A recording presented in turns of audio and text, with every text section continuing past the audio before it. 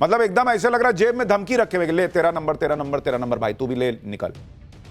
और मैं आपको मैप पर इन देशों के बारे में बता दूं जिनको ट्रंप धमका रहे हैं। एक तो अमेरिका का कट्टर दुश्मन है ईरान, उसको फिर धमका दिया। वेनेजुएला का पड़ोसी देश है कोलंबिया, उसको भी हड़का दिया।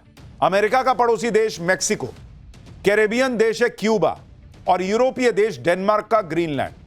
ये सारे देश आपको इस वक्त मैप पर दिख रहे हैं जिनको ट्रंप ने टारगेट कर रखा है। इन्हीं में से कोई देश अब ट्रंप का अगला निशाना हो सकता है कहा जा रहा है।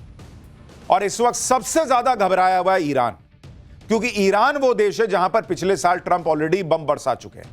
ईरान में बड़े पैमाने पर प्रदर्शन भी चल रहे हैं, जो पिछले 3 साल के सबसे बड़े विरोध प्रदर्शन है। इसमें अब तक 10 लोग मारे जा चुके हैं। ईरान वो देश है जहां अमेरिका हर हाल में चाहेगा कि तख्ता पलट कर दे। ईरान में विद्रोह के बीच ट्रंप ने नई धमकी भी दे दी। सुनिए क्या धमका रहे हैं, फिर आगे की बात बताता हूं। There's been protesters killed in Iran. You said we were locked and loaded, ready to go. What is the line there for when the U.S. is going to get involved in those protests? We'll take a look. We're watching it very closely. If they start killing people like they have in the past, I think they're going to get hit very hard by the United States. यानी Trump कह रहे हैं कि भाई Iran को भी बड़ा झटका दे दूंगा अगर वहां प्रदर्शनकारियों को ईरान में मारा गया। या इधर ट्रंप ने ईरान को धमकी दी, उधर खबर यह है कि वेनेजुएला में घुसकर उसके राष्ट्रपति को उठाने वाली अमेरिका की एलीट फोर्स को ट्रंप ने अब ईरान की तरफ बढ़ने का ऑर्डर भी दे दिया है। अमेरिका की एलीट एयरबॉर्न यूनिट, जिसे नाइट स्टॉकर्स कहा जाता है, खबर है कि इस एलीट फोर्स के प्लेन यूरोप में लैंड कर गए।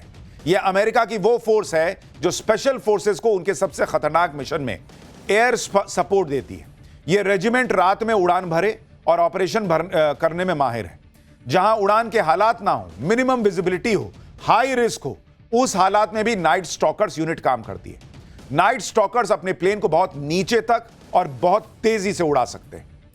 यूरोप में अमेरिका की एलीट फोर्स की मूवमेंट की बात फैलते ही खबर ईरान के सुप्रीम लीडर अयातुल्ला अली खामनई के को लेकर भी बड़ी खबर आ गई। इजरायली मीडिया ने ब्रिटिश अखबार द टाइम्स के हवाले से दावा किया है कि हालात बिगड़ने पर अयातुल्ला अली खामनई रूस भाग सकते हैं। दावा है कि ईरान के सुप्रीम लीडर खामनई के रूस भागने का प्लान भी तैयार हो चुका है। यानी ईरान भी माने बैठा है कि अमेरिका नहीं रुकेगा, मारेगा। दावा है कि खामनई अपने परिवार के साथ रूस जाकर शरण ले सकते हैं। इससे पहले पिछले साल सीरिया में अपने शासन के पतन के बाद बशर अल असद भी रूस भाग गया था। ईरान तो अमेरिका का कट्टर दुश्मन है। ट्रंप उसे मिट्टी में मिलाने को पहले से ही सोचे बैठे। लेकिन ट्रंप तो उन देशों को भी धमका रहे हैं जो अमेरिका के पड़ोसी हैं या फिर अमेरिका के इलाके के देश हैं। जैसे आप देखिए कि जिस वेनेजुएला पर हमला करके ट्रंप उसके राष्ट्रपति को उठा ले आए, उसी वेनेजुएला का एक पड़ोसी देश है कोलंबिया। ट्रंप ने जैसे आरोप वेनेजुएला पर लगाकर उस पर धावा बोल दिया था, वैसे ही डोनाल्ड ट्रंप ने कोलंबिया के राष्ट्रपति गुस्तावो पेट्रो पर कोकीन तस्करी और अमेरिका के खिलाफ साजिश के गंभीर आरोप लगा दिए। सुनिए कैसे ट्रंप ने कोलंबिया को लेकर जो संकेत दिए हैं। जो हाल वेनेजुएला के राष्ट्रपति का हुआ, क्या वही हाल अब कोलंबिया के राष्ट्रपति का भी हो सकता है? यह सवाल क्यों उठ रहा है, सुनिए ट्रंप को। Colombia is very sick too, run by a sick man who likes making cocaine and selling it to the United States, and he's not going to be doing it very long, let me tell you. Operation by the U.S. and It sounds good to me. देखिए, Colombia घबराया हुआ है, Iran घबराया हुआ है, और इसी के साथ क्यूबा भी घबराया हुआ है। क्यूबा से भी अमेरिका की पुरानी दुश्मनी। ट्रंप ने ईरान और कोलंबिया के साथ साथ क्यूबा को धमका दिया। क्यूबा वो देश है जो ये दावा कर रहा है कि उसके कई सारे जवान वेनेजुएला में मादुरो की रक्षा करते हुए अमेरिका के हाथों मारे गए। दावा है कि वेनेजुएला के राष्ट्रपति की सुरक्षा में क्यूबा के सुरक्षाकर्मी तैनात थे। क्यूबा का दावा है कि अमेरिका के हमले में उसके 32 लोग मर गए। बॉस, सभी मृतक क्यूबा के सशस्त्र बलों और खुफिया एजेंसियों के सदस्य थे। लेकिन सवाल यह है कि वेनेजुएला के राष्ट्रपति की सुरक्षा क्यूबा के गार्ड्स कर क्यों रहे थे? दरअसल क्यूबा पर यह आरोप लगता है कि वो वेनेजुएला में बहुत ज्यादा दखल देता है। अमेरिका का तो यहां तक दावा है कि मादुरो की इंटरनल सिक्योरिटी भी क्यूबा के लोग ही देख रहे थे। अमेरिका के मुताबिक वेनेजुएला की इंटेलिजेंस एजेंसी को भी क्यूबा ही चलाता है, और इसीलिए माना जा रहा है कि वेनेजुएला के बाद अगला नंबर क्यूबा का भी आने वाला है। डोनाल्ड ट्रंप कह भी यही रहे हैं कि क्यूबा बहुत जल्द बर्बाद होने वाला है। सुनिए ट्रंप को। Cuba is ready to fall, you know. Yes. Cuba looks like it's ready to fall. I don't know if they're going to hold out. But Cuba now has no income. They got all of their income from Venezuela, from the Venezuelan oil. They're not getting any of it. And Cuba literally is ready to fall. And you have a lot of great Cuban Americans that are going to be very happy about this. Donald Trump इतनी बातें कर रहे हैं, लेकिन वो ये नहीं बताते कि अमेरिका को किसने ये लाइसेंस दिया बॉस, कि कौन बर्बाद होने वाला है तो वहां का राष्ट्रपति मैं उठा लूंगा, वहां मैं जो है कब्जा कर लूंगा, वहां मैं अपने हिसाब से चीजें कराऊंगा। अमेरिका को दुनिया का बाप किसने बना दिया? खुद ही माने बैठे हैं कि हम सब सही करेंगे। ये कैसे तय कर लिया है डोनाल्ड ट्रंप ने, अमेरिका ने, जबकि इनका इतिहास है दुनिया को बर्बाद करने का। उस पर आऊंगा, लेकिन क्यूबा जानता है कि ट्रंप कुछ भी कर सकते हैं, इसलिए क्यूबा ने भी अपनी तैयारी तेज कर दी है। दावा है कि क्यूबा अपने एयर डिफेंस सिस्टम को तैयार कर रहा है, लेकिन कहा यह भी जा रहा है कि क्यूबा कितनी ही तैयारी कर ले, अमेरिका की ताकत के आगे नहीं टिक पाएगा। सच यह भी है कि दोस्त हो या दुश्मन, डोनाल्ड ट्रंप पर किसी को भरोसा नहीं, वो कुछ भी कर सकते हैं। आप देखिए कि ट्रंप ने पड़ोसी देश मेक्सिको को भी धमका दिया। ट्रंप कह रहे हैं कि मेक्सिको को कि वो ड्रग्स कार्टेल चला रहा है, मतलब इनके पूरे देश में लोग ड्रग्स ले रहे हैं, तो भर दुनिया को इन्होंने कह दिया कि तुम चला रहे हो और तुम्हारे यहां जो है हम जो है अब एक्शन करेंगे। By the way, you have to do something with Mexico. Mexico has to get their act together because they're pouring through Mexico, and we're going to have to do something, whether you like it or not. It's not nice to say, but the cartels are running Mexico. देखिए, ना तो पड़ोसी देश Trump से बच रहे हैं, ना दुश्मन देश और ना ही दोस्त देश। आप देखिए कि डोनाल्ड ट्रंप की नजर ग्रीनलैंड पर भी है, जबकि ग्रीनलैंड को डेनमार्क अपना हिस्सा मानता है, जो ट्रंप का सहयोगी यूरोप का देश है। लेकिन ट्रंप कह रहे हैं कि उन्हें अमेरिका की सुरक्षा के लिए ग्रीनलैंड चाहिए। ट्रंप के सबसे करीबी और उनके प्रशासन के सबसे प्रभावशाली सहयोगी स्टीफन मिलर की पत्नी ने शनिवार की देर रात एक्स पर ग्रीनलैंड को लेकर एक पोस्ट किया। पोस्ट में ग्रीनलैंड को अमेरिका के झंडे में दिखा दिया और इस पर सिर्फ एक शब्द लिखा गया, जल्द। इस पोस्ट को लेकर डेनमार्क भड़क गया है। पहले आप ग्रीनलैंड पर डोनाल्ड ट्रंप को सुनिए, फिर बताऊंगा कि डेनमार्क की पीएम ने ट्रंप का क्या तगड़ा जवाब दिया। I will say this about Greenland. We need Greenland from a national security situation. It's so strategic. इनको अपनी सुरक्षा के लिए, अपने लोगों की सुरक्षा के लिए जो चाहिए कब्जा लेंगे।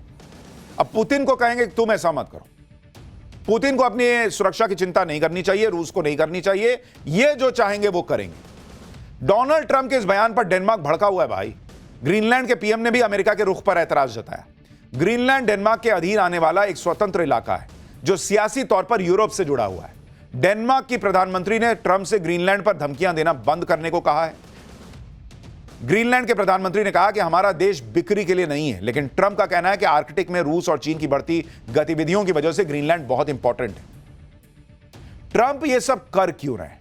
क्यों एक के बाद एक धमकियां देते चले जा रहे हैं?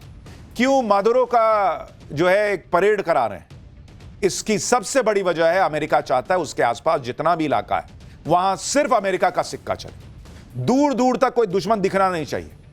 ट्रंप चाहते हैं कि वेस्टर्न हेमिस्फेयर पर अमेरिका का दबदबा बना रहे। यह वेस्टर्न हेमिस्फेयर एक तरह का जियोग्राफिकल एरिया होता है जो अमेरिका के आसपास का इलाका आप मान लीजिए।